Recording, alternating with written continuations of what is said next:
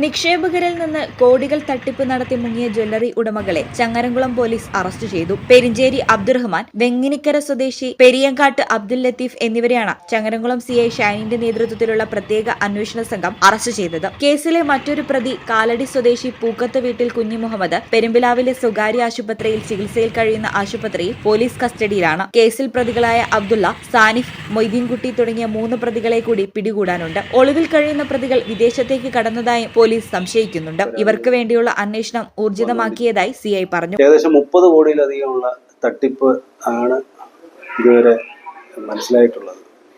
ആ കേസിൽ 2 പേരെ അറസ്റ്റ് ചെയ്തിട്ടുണ്ട്. ഒരാള് അറസ്റ്റിൽ നിന്ന് രക്ഷപ്പെടാൻ മാനസിക ആശുപത്രിയിൽ അഡ്മിറ്റാണ്.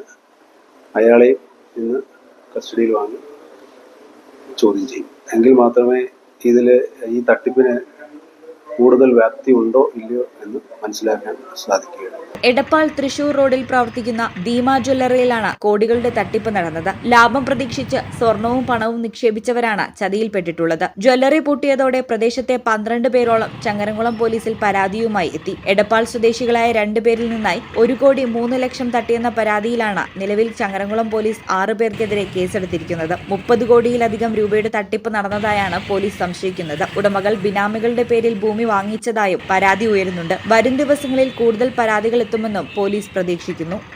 ഈ channel Edappal high hospital road Perinthalmanna.